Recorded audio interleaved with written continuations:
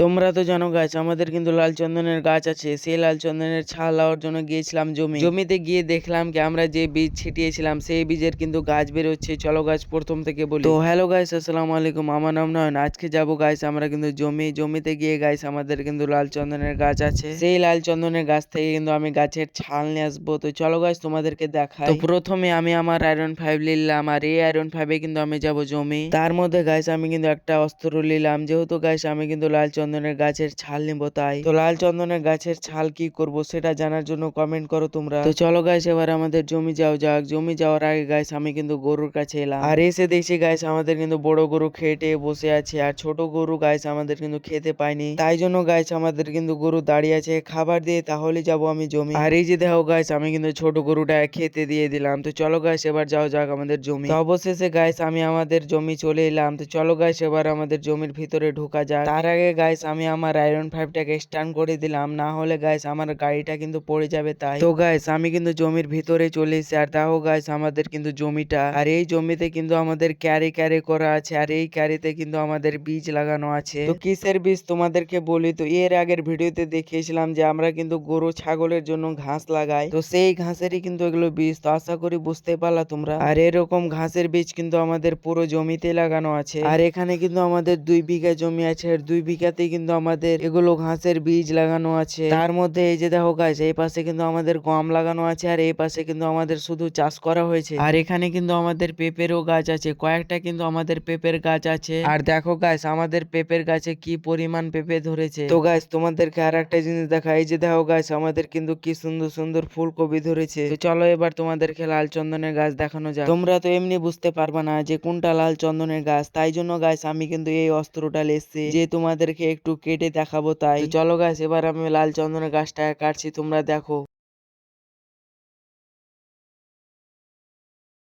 তো এই যে দেখো গাছ আমাদের কিন্তু লাল চন্দনের গাছের ছাল। তো কেমন লাগলো ভিডিওটা অবশ্যই লাইক কমেন্ট শেয়ার করবা। বাই।